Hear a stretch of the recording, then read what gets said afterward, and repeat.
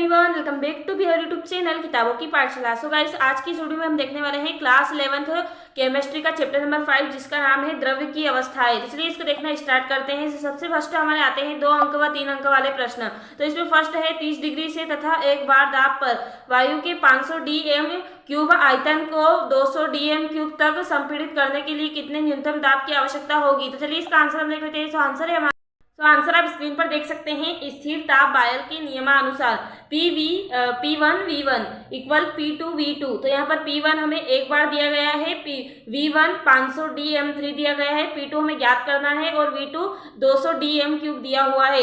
V यानी कि आयतन और P यानी कि दाब। ओके, तो यहाँ पर हमें P2 ज्ञात करना है, इसलिए हमने इसको व्यवस्थित कर दिया है। उसके पश्चात हमने इसे सोल्व किया तो 0 से 0 कट गए और 2 को जब हमने 5 से भाग दिया तो हमारे पास आंसर आया 2.5 बार। फिर हमारा नेक्स्ट क्वेश्चन है हमारा 35 डिग्री से ताप तथा 1.2 बार दाब पर 120 मिलीलीटर धारिता वाले पात्र में गैस की निश्चित मात्रा भरी है। यदि 35 डिग्री सेल्सियस पर गैस को 180 मिलीलीटर धारिता वाले फ्लास्क में स्थानांतरित किया जाता है तो गैस का दाब क्या होगा। तो चलिए इस आंसर देख लेते हैं। तो आंसर है हमारा, तो आंसर आप स्क्रीन पर देख सकते हैं। पहले तो हमें जो क्वेश्चन में दिया गया है उसे हमने लिख लिया है। P1 हमें 1.2 बार दिया गया है, V1 120 मिलीलीटर, P2 ज्ञात करना है और V2 हमें 180 मिलीलीटर दिया गया है। फिर है स्थिर ताप पर बायल के नियमानुसार। तो बायल का नियम हमने लिख लिया है, उसमें हमने मान रखा था। हमारे पास जो आंसर आया वह हुआ 0.8 बार। फिर हमारा नेक्स्ट क्वेश्चन है 0 डिग्री सेल्सियस पर तथा 2 बार दाब पर किसी गैस के ऑक्साइड का घनत्व 5 बार दाब पर डाई नाइट्रोजन के घनत्व के समान है तो ऑक्साइड का अणुभार क्या होगा। तो चलिए इसका आंसर देख लेते हैं। इसका आंसर है हमारा, तो इसका आंसर आप स्क्रीन पर देख सकते हैं। नाइट्रोजन के लिए D बराबर mp/RT। तो यहाँ पर हमने mp और RT के मान रख दिए हैं, यहाँ पर हमें R ज्ञात करना है। फिर हम आगे देख लेते हैं। तो गैसीय ऑक्साइड के लिए D बराबर mp/RT। तो M और R यहाँ पर हमें नहीं दिए गए हैं, तो इसको हमने यहाँ से ज्ञात किया जाता, जो ज्ञात किया जाए R का मान उसे हमने यहाँ पर रख दिया है। तो फिर हमारा जो आंसर आता है वह M बराबर आता है 70 ग्राम मोल प्रति। फिर नेक्स्ट क्वेश्चन है 3.32 बार पर 5 dm³ आयतन घेरने वाली 4.0 मोल गैस की ताप की गणना कीजिए। तो चलिए इसका आंसर हम देख लेते हैं। आंसर है हमारा, तो आंसर आप स्क्रीन पर देख सकते हैं। गैस के नियमानुसार यहाँ पर हमने आदर्श गैस का फॉर्मूला लिख दिया है। उसके पश्चात हमने जो क्वेश्चन में दिए गए मान थे उन्हें रख दिया है, तो हमारे पास आंसर आता है 50 K। फिर हमारा नेक्स्ट क्वेश्चन है कार्बन डाइऑक्साइड तथा मेथेन का क्रांतिक ताप क्रमशः 31.1 डिग्री सेल्सियस तथा -81.9 डिग्री सेल्सियस है। इनमें से किसमें प्रबल अंतर आणविक बल है तथा क्यों। तो चलिए इसका आंसर हम देख लेते हैं। आंसर है हमारा, तो इसका आंसर आप स्क्रीन पर देख सकते हैं। क्रांतिक ताप जितना अधिक होगा गैस को उतनी सरलता से ध्रुवीकृत किया जा सकता है। यह केवल तब संभव है जब अंतर आणविक बल मजबूत हो। अतः CO2 में CH की तुलना में प्रबल अंतर आणविक बल है। अतः CH में अंतर आणविक बल अधिक प्रबल है क्योंकि CH का द्रवण आसानी से हो जाता है। फिर हमारा नेक्स्ट क्वेश्चन है वान डेर वाल्स प्राचाल की भौतिक सार्थकता को समझाइए। चलिए इसका आंसर देख लेते हैं। आंसर है हमारा, तो आंसर आप स्क्रीन पर देख सकते हैं। ए का महत्व, ए का मान गैस के अणुओं के मध्य लगने वाला अंतर आणविक आकर्षण बल के मान को व्यक्त करता है। इसका मात्रक है वायुमंडल लीटर³ मोल प्रति। फिर नेक्स्ट है आगे बी का महत्व है, तो बी का मान गैसों के सह आयतन मोल को व्यक्त करता है। इसका मात्रक है लीटर मोल स्क्वायर। बी का मान अणु के वास्तविक आयतन का 4 गुना होता है। फिर हमारा नेक्स्ट क्वेश्चन है क्रांतिक ताप, क्रांतिक दाब और क्रांतिक आयतन क्या है। इसलिए इसका आंसर हम देख लेते हैं। आंसर है हमारा, तो आंसर आप स्क्रीन पर देख सकते हैं। क्रांतिक ताप किसी गैस का ताप वह न्यूनतम अधिकतम मान जिसके कम ताप पर उस गैस के दाब आरोपित करके गैस अवस्था से द्रव अवस्था में परिवर्तित कर दिया जा सके, उस तापमान को गैस का क्रांतिक ताप कहते हैं। फिर है क्रांतिक दाब, तो क्रांतिक ताप पर किसी गैस पर आरोपित किया गया वह न्यूनतम दाब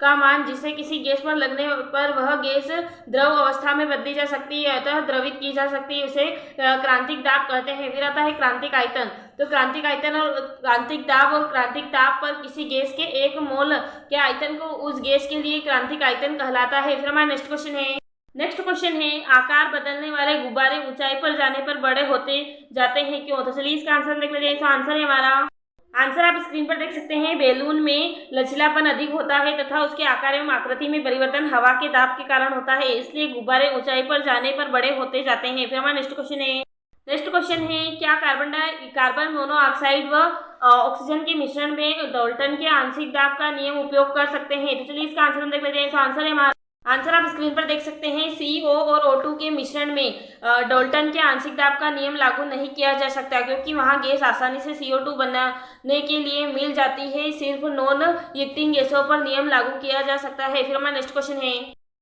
क्वेश्चन है गीली व शुष्क हवा में कौन भारी होगी? तो चलिए इसका आंसर हम देख लेते हैं। तो आंसर है हमारा, आंसर आप स्क्रीन पर देख सकते हैं। गीली हवा शुष्क हवा की तुलना में भारी होती है, कारण शुष्क हवा का घनत्व पानी के घनत्व से अधिक है, नम हवा का घनत्व कम है। फिर हमारा नेक्स्ट क्वेश्चन है गैस का दाब क्या होगा यदि संघटन प्रत्यास्थ नहीं होते? तो इसलिए इसका आंसर हम देख लेते हैं। तो आंसर है हमारा, तो आंसर आप स्क्रीन पर देख सकते हैं। अप्रत्यास्थ में प्रायः कुछ न कुछ मात्रा में ऊर्जा का क्षय होता है। यदि संघटन प्रत्यास्थ नहीं होंगे तो अणुओं की गति कम हो जाएगी, अतः वे अणु नीचे गिर जाएंगे और गैस का दाब शून्य हो जाएगा। फिर हमारा नेक्स्ट क्वेश्चन है गैसों में भरी पानी की बोतलों को गर्मियों में पानी के अंदर रखा जाता है क्यों? तो चलिए इसका आंसर देख लेते हैं। तो आंसर है हमारा, तो आंसर आप स्क्रीन पर देख सकते हैं। वातावरण की आर्द्रता मौसम के अनुसार बदलता रहता है। सबसे कम ग्रीष्म ऋतु में तथा सबसे अधिक वर्षा ऋतु में रहती है। आर्द्रता मतलब हवा में जल की उपस्थिति। गैसीय अवस्था में हम जानते हैं कि भाप ठंडी हवा होने पर गैस के रूप में बदल जाती है। यही कारण है कि जब बोतल में ठंडा पानी भरते हैं तो उसकी बाहरी सतह पर हवा में उपस्थित वाष्प कण संघनित होकर जल में परिवर्तित हो जाते हैं। इसी कारण बोतलों को गर्मियों में पानी के अंदर रखी जाती है। फिर हमारा नेक्स्ट क्वेश्चन है CO2 तथा CH4 जैसी गैसें H2 तथा HE जैसी गैसों की तुलना में आदर्श व्यवहार से अधिक विचलन प्रदर्शित करती है, समझा? तो इसका आंसर हमें नहीं मिल पाया है। अगर आपको इसका आंसर मिलता है तो आप हमें कमेंट करके बताएं, तो हम उस कमेंट को पिन कर देंगे। फिर हमारा नेक्स्ट क्वेश्चन है N2 एवं NH3 में से किस गैस के लिए वान डेर वाल्स स्थिरांक A का मान अधिक होगा एवं किसके लिए B का मान अधिक होगा? तो चलिए इसका आंसर देख लेते हैं। तो आंसर है हमारा, आंसर आप स्क्रीन पर देख सकते हैं। स्थिरांक A की निर्भरता यौगिक के अणुओं के बीच आकर्षण की प्रबलता पर दोनों के बीच जितना अधिक आकर्षण का अंतराणु बल होगा, जितना आदर्शता से गैस का विचलन अधिक होगा, उतना ही A का मान अधिक होगा। इस प्रकार हम कह सकते हैं कि अमोनिया में नाइट्रोजन की तुलना में A का मान अधिक है। फिर है स्थिरांक B की निर्भरता अणुओं द्वारा शुद्ध आयतन पर निर्भर रहता है, जो अणुओं के बीच लगने वाले शुद्ध प्रतिकर्षण बल का परिणाम है। अधिक आयतन वाले बड़े अणुओं में 6 से अधिक और कम आयतन वाले छोटे अणुओं में का मान 6 से कम होता है। NH3 N2 से छोटा है, इसलिए इसका मान 6 से कम है। अतः अंडरऑल के स्थिरांक का मान NH3 का N2 के A से अधिक है, परंतु NH3 का N2 B से कम है। फिर हमारा नेक्स्ट क्वेश्चन है हमारा, द्रव को उसके वाष्प के क्रांतिक ताप पर तक गर्म करने पर क्या होगा? तो चलिए इसका आंसर हम देख लेते हैं। तो आंसर है हमारा, आंसर आप स्क्रीन पर देख सकते हैं। किसी द्रव को गर्म करने पर उसका आयतन बढ़ जाता है, क्योंकि ऊष्मा प्रदान करने में से पदार्थ के अणुओं के बीच रिक्त स्थान या अंतराणु स्थान बढ़ जाता है, घनत्व कम हो जाता है एवं आयतन बढ़ जाता है। फिर हमारा नेक्स्ट क्वेश्चन है हमारा, तापक्रम का निम्न पर क्या प्रभाव होता है? पहला है पृष्ठ तनाव, दूसरा है शांतता एवं तीसरा है द्रव के वाष्प दाब। तो चलिए इसका आंसर हम निकल जाए। तो आंसर है हमारा,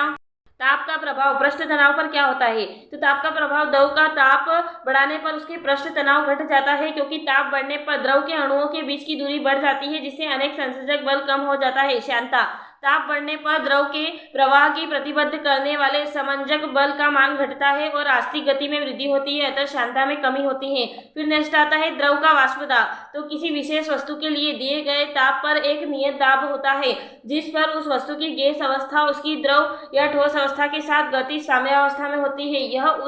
यह दाब उस वस्तु पर ताप का वाष्प दाब होता है। फिर हमारा नेक्स्ट क्वेश्चन है कांच के किनारे को ज्वाला पर गलनांक बिंदु तक गर्म करने पर गोल हो जाते हैं, क्यों? इस घटना के लिए द्रव का कौन सा गुण जिम्मेदार है, समझाइए। इस गुण के आधार पर द्रव के दो अन्य कौन से गुणों को समझाया जा सकता है? इसलिए इसका आंसर देख लेते हैं। तो आंसर है हमारा, आंसर आप स्क्रीन पर देख सकते हैं। तीक्ष्ण किनारे वाले कांच को ज्वाला में गर्म करके चिकना बनाया जाता है, क्योंकि गर्म करने पर कांच पिघलता है तथा द्रव का किनारा गोल आकृति ले लेने का प्रयास करता है, जिसका पृष्ठ तनाव न्यूनतम होता है। इसे कांच का अग्निचकाश कहते हैं। और जो हमारा सेकंड पॉइंट है उसका आंसर हमें नहीं मिल पाया है, तो आप उसे भी हमें कमेंट करके बताएं, जिसे हम पिन कर देंगे। फिर हमारा नेक्स्ट क्वेश्चन है उबलते द्रव का तापक्रम स्थिर रहता है, क्यों? समझाइए। तो इसलिए इसका आंसर हम देख लेते हैं। तो आंसर है हमारा, तो आंसर आप स्क्रीन पर देख सकते हैं। क्वथनांक पर जब तक कि सारा पदार्थ पूर्णतः उबलता है तो वस्तु का ताप स्थिर रहता है, क्योंकि दी जाने वाली ऊष्मा अवस्था परिवर्तन के समय कणों के मध्य आकर्षण बल को तोड़ने में निरंतर प्रयुक्त होती है। ताप में परिवर्तन प्रदर्शित किए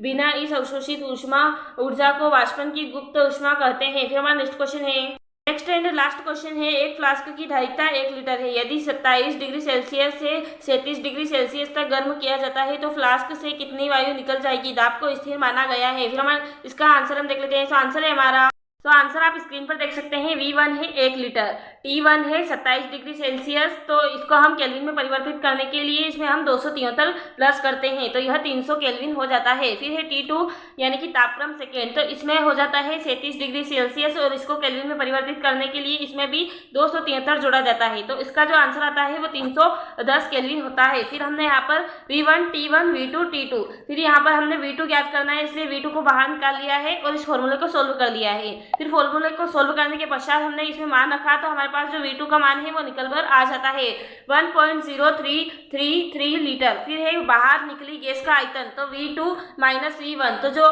पहला आयतन था उसमें से हमें दूसरे आयतन को घटाना है। तो हमने यहाँ पर घटाया तो जो हमारा आंसर आया वो इस प्रकार था। तो यहाँ पर आप आंसर देख सकते हैं 33.3 मिलीलीटर। इस प्रकार हमारे सारे क्वेश्चन कंप्लीट होते हैं। तो thanks for watching this video. Video अच्छा लगा तो प्लीज वीडियो को लाइक, चैनल को subscribe and share this video.